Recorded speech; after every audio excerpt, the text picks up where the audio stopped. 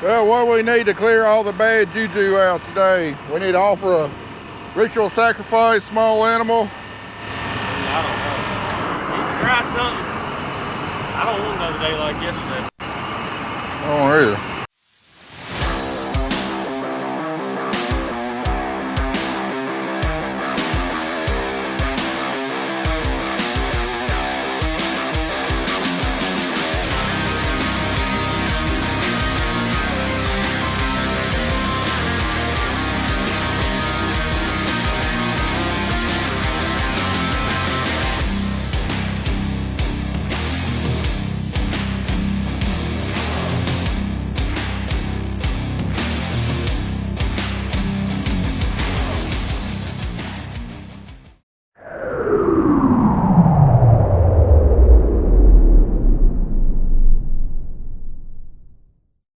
I got everything service ready to go. Like Zach just got done spraying, or at least caught up. We're gonna try it again today, for better or for worse. Keep our fingers crossed we have a little bit better day today than what we did yesterday. 2 good days. Things are back to normal again. I was starting to get worried that I might have gotten a string of good luck. Got a full water jug today in case we don't though. It didn't take very long for this thing to get all plumb and nasty again. Reckon while we're letting the combine warm up, we'll do a little bit of cab maintenance here. I don't know how all this dust and chaff got in here, but it did. Every time I have to open that door, something floats in. And just like I hate a dirty house, I hate a dirty cab. Looks like Carter has become the Foober, the farm Uber. He's running Zach back to the shop to get the semi-truck. Got it on auto steer, found my lines, already got the end rows planted. It's a glamorous job, let me tell you. Listen to my music, and then later on I'll probably catch up on my shows and try to stay nice and cool in the tractor. Got an empty seat here behind us. That's the spot normally reserved for my drone. Let's take a moment of silence in remembrance of the DJI Phantom 4 V2O. Done. Yep, it's toast. But you say the memory card's in there? We'll never forget all the great videos that you took for me. Rest in peace.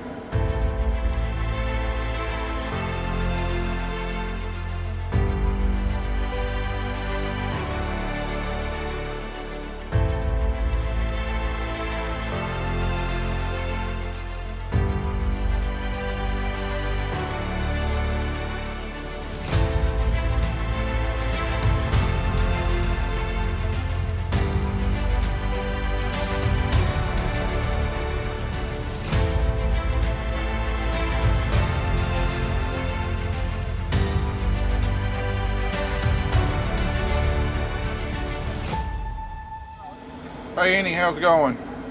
Hey man, pretty good, I guess. So right now you got a 15 over basis on July wheat. Yes. That turbo contract is going to double up on me. So, is 15 over the best you can do, or you got a little wiggle room? I'm probably squeeze you 20 out of it. All right, if you can give me another 20,000 bushels at 20 over, I'd greatly appreciate it. Okay, we'll get it locked in. All right, appreciate it. Yep. Thanks. Bye. Yeah, because we got such a larger wheat crop than I expected. We don't have as much of our crop contract as what I thought. Originally, I had 2 10,000 bushel turbo contracts with Bungie, which the turbo contract is similar to what I talked about in previous videos with soybeans. At the time that you book it, you get a premium to do that type of contract, but then if the price is above what the premium is, the contract doubles, or if the price goes below the knockout price, the contract is terminated at the number of bushels that it's accumulated so far. Well, I think I did one contract at like $5.30 a bushel, and did another contract at like $5.60 a bushel, which for wheat is good, so I don't have a problem with that. But wheat right now is trading a little over $6.50 a bushel, and the contract's about to expire that I had, so the price is definitely above that. So that 20,000 bushels I had contracted is going to turn into 40,000 bushels that I had contracted. And I planned on this when prices started going up this spring. You know, I looked at that and I planned on it, and I didn't contract any more grain because I knew 40,000 bushels would put us at about 85 bushels per acre, which is kind of where I was hoping to land. So I left me some room for the contracts to double up and still be able to fill them, so I wouldn't have to roll them over for next year and take a you know, $1.50 a bushel drop in price by rolling it over because of the spread. The same situation that I got in with my soybeans. So, but because we're yielding a lot more than I expected, right now my yield monitor is showing 94 bushels per acre so far on what we've cut. You know, we're going to have some extra wheat, which is a good thing. It's a real good thing, especially at the prices. So, you know, I might have another 10 bushels an acre, you know, maybe say close to 5,000 bushels I can sell at that $6.50 or whatever it is by the time I get ready to sell it at. But I only had the basis locked in on those 20,000 bushels because at the time that I locked in the basis was good, 20 plus 25, but I didn't know what I was going to have, and I didn't want to risk contracting anymore at that time. So that phone call I just made was they got a basis of plus 15 now, and then I was able to talk her up into giving me a plus 20 basis. So another 20,000 bushels basis locked in at plus 20 over. Overall this year though, I'm happy with the wheat prices. I'm not going to get what they're at now, but compared to last year, I think last year we were in the mid to upper $4 range.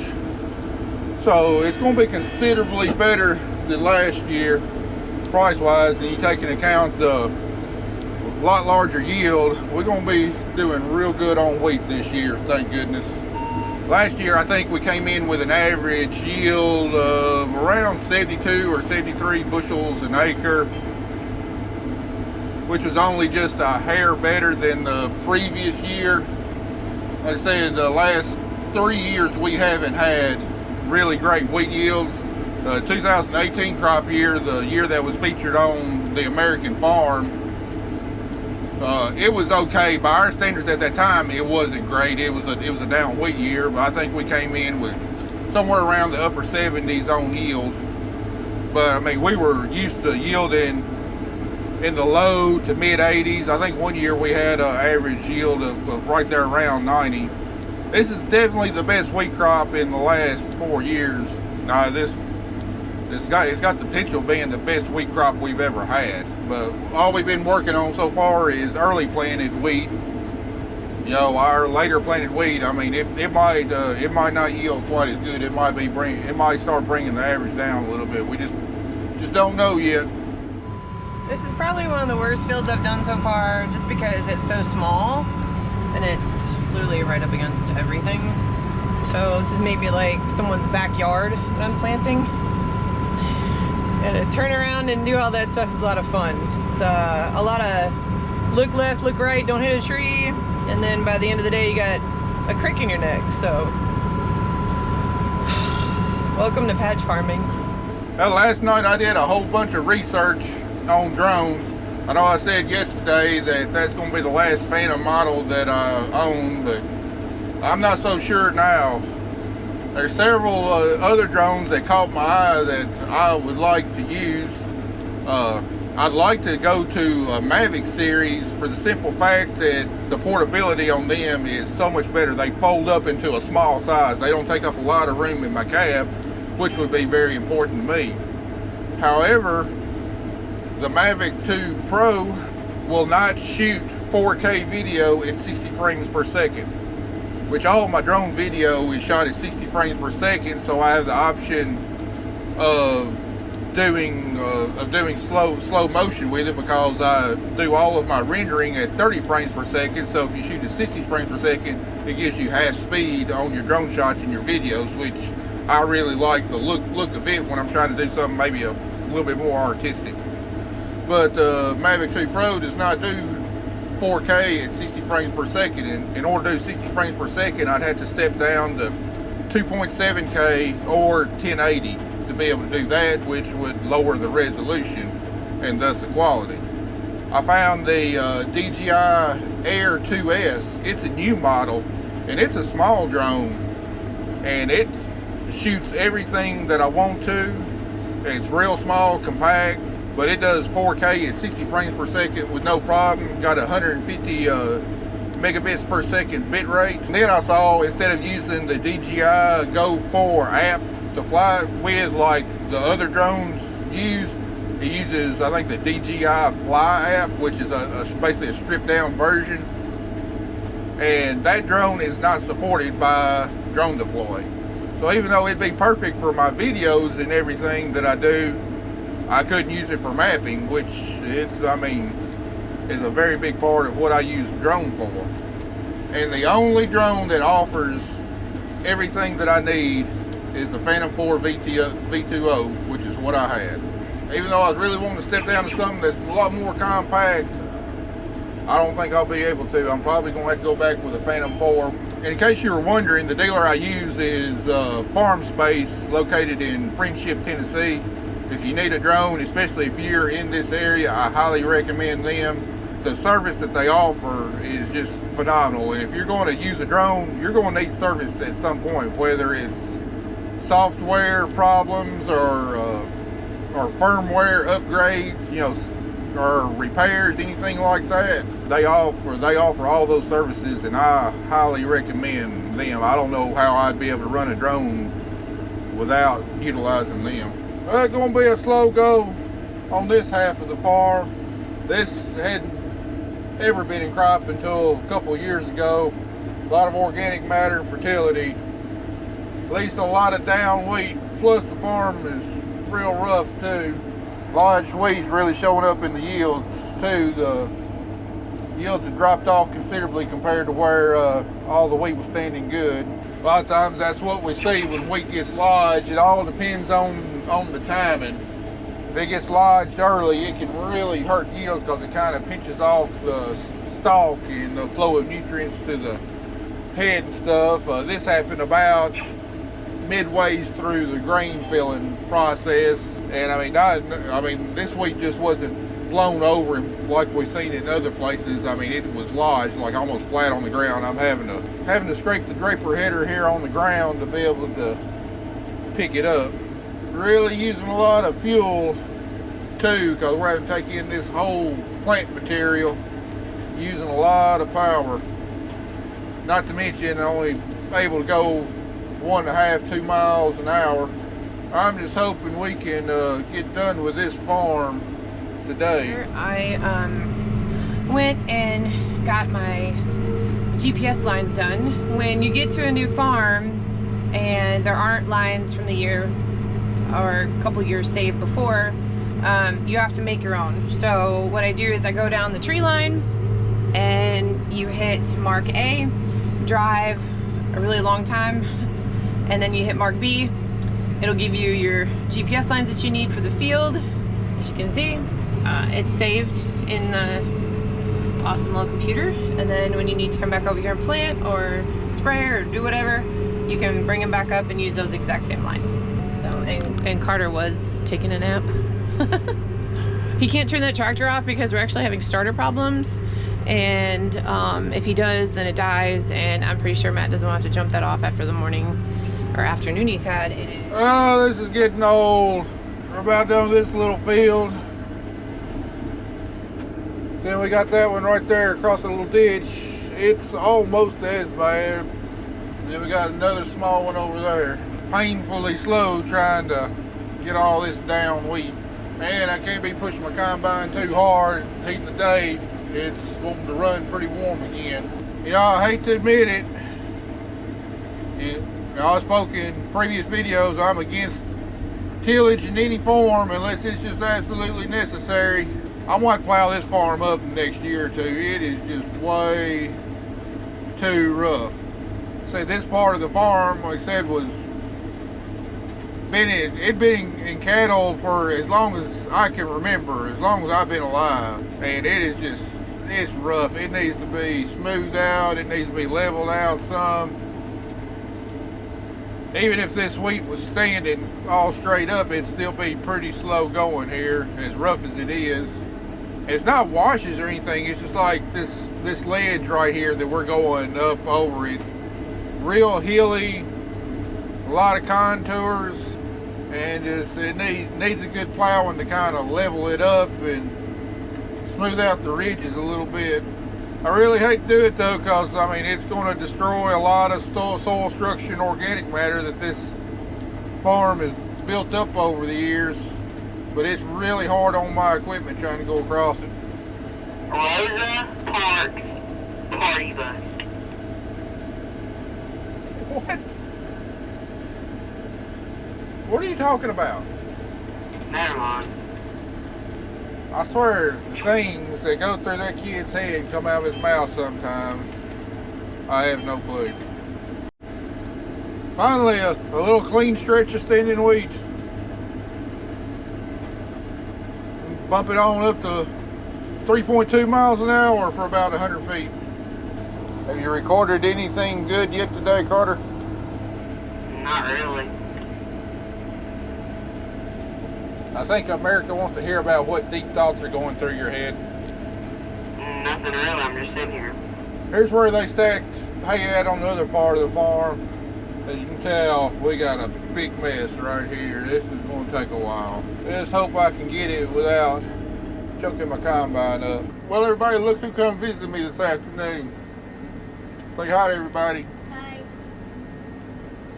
It's my nephew Link.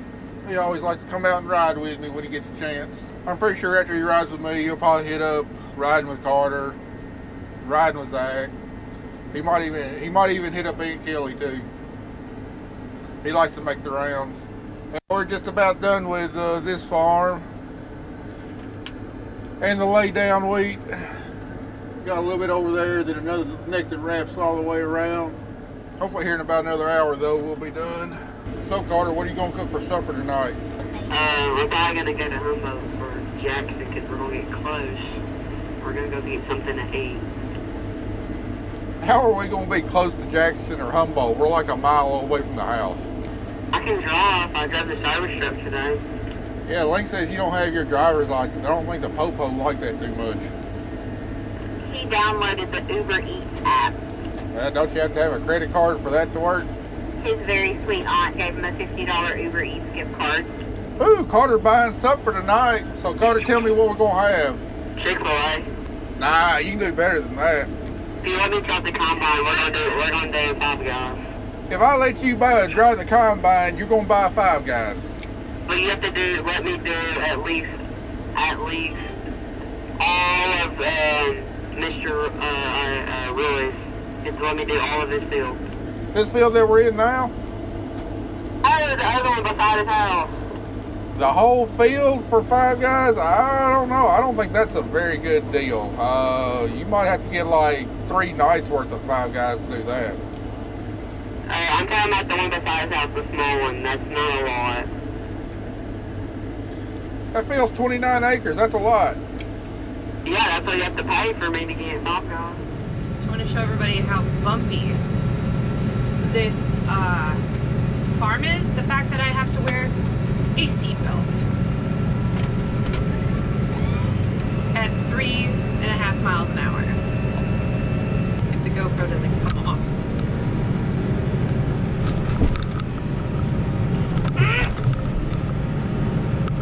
Worst part of this farm is this part and the part where Matt took another tree line out. This whole entire field had a tree line where I'm trying to plant. I can't remember when we took this farm over. It's been a while, but it's really rough. Like, really rough. I'm gonna need a new back and a new neck because some of these smaller fields I've had to all day long, and I've had this horrific migraine going on since last week, so that's fun. right, Carter, we're going to get out here on the road and go and hang a right and go to this field just on the right on the other side of the ditch. I want you to go out in front of me and kind of slow traffic down so we don't have an accident. Are we taking a left, or are we going up on the right side where we, well, the first time I started bush hogging? Going over here on the right across the road from Roy's house. Hey, man, if y'all both want to hang out, I'm 2 minutes from you. I can block the road, so he ain't got to worry about it.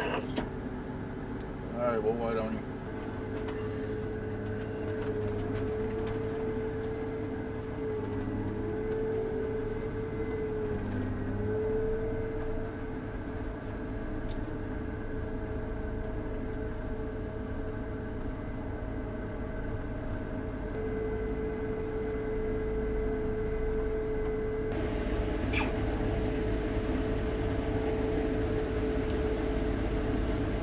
Yay, some wheat that's standing up. Woo!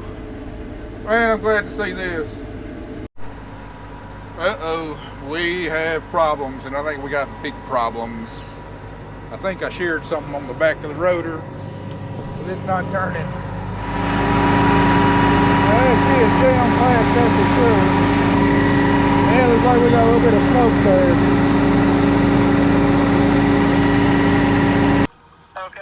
All right, yeah, I definitely got something bad going on here. This rotor is choke full of straw, and I can smell a burning smell back here. So whatever gave way got hot, and I got all this straw in the rotor. You got any? Best thing to do is just drop your concaves as far open as you can get them, and then try to, if you take a 16 millimeter or an 18 millimeter socket or a wrench or whatever and get your concaves out and try to see if you can get, dig some of that mess out of there. But the only thing you can do, Max, is probably, like you said, probably what has happened, that bolt has come out of that, the bolt will come out, and what it does, when the bolt comes up, the gear will slide itself off of that shaft. Okay. Yeah, I thought my first thing was going to try and drop these grates and clean the straw out. I didn't know if there was another way to access maybe the back end back there if I need to spray a fire extinguisher down in there or some water or something. Yeah, well, you can actually get up there to the back of the rotor from inside on top of your shaker shoes and everything. If you climb yourself all the way up next to the edge of the chopper, the back of the rotor. But like I said, it's just getting on top of them screens and everything. Yeah. You just have to be careful on top of them. Okay. Is there a plate or something you got to take off, or is it all open? No, it's pretty well open or whatever. In behind it, kind of in behind that, you can see the. Like I said, you look just right in between the chopper blades and the back of the rotor right there. Because the chopper is right at the back of the rotor. You'll see. You'll be able to see You'll kind of be able to see the back of the rotor. You kick the kicker bars and stuff on the back of the rotor. Okay. All right. Well, if you don't mind, go ahead and call whoever you got to where I can get you out here as soon as possible. Okay. All right. I'll holler at him here just a little bit. All right. Let me know. Thanks. Bye. Hey, run back to the shop and get that piece of plywood that he used to be on the sieves in case we got to get up in there and spray a fire extinguisher.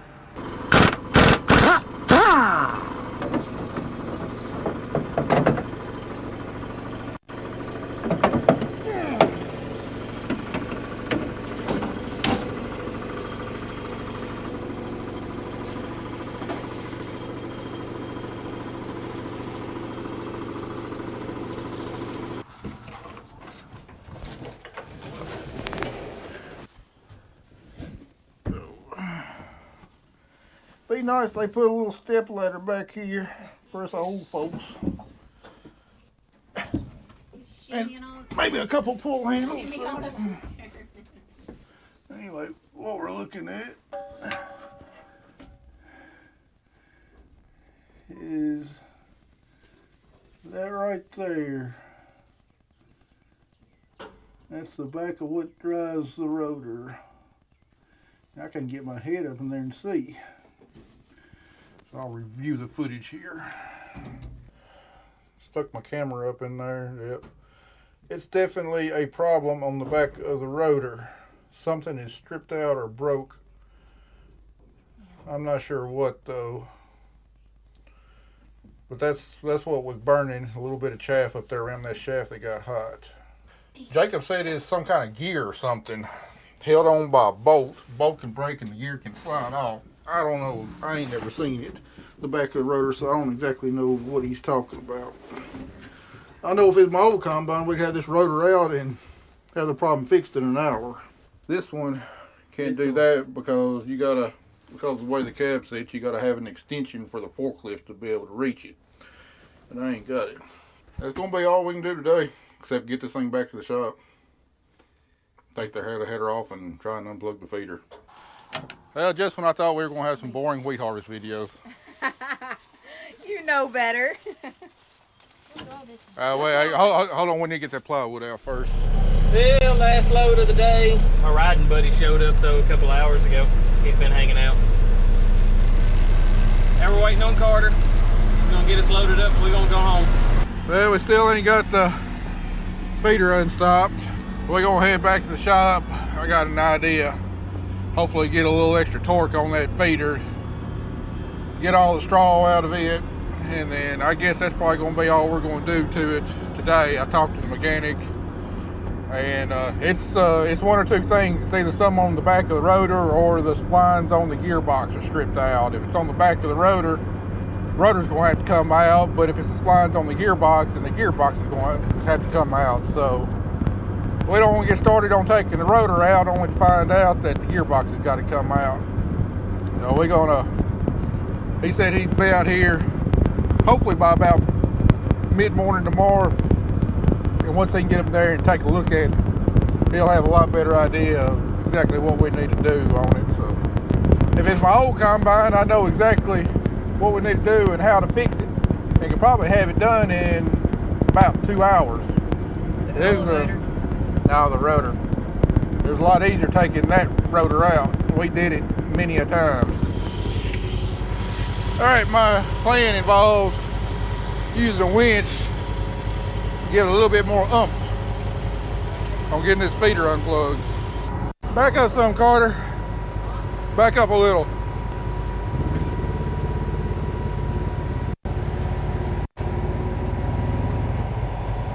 A little more. Oh. Put it in park and put your foot on the brake. Put it in park and put your foot on the brake.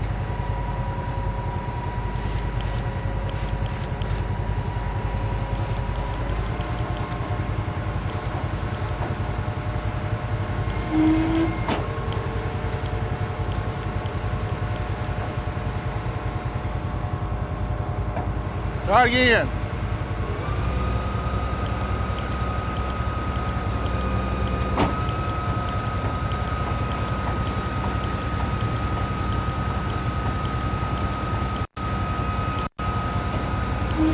Oh! Looks like that did the trick.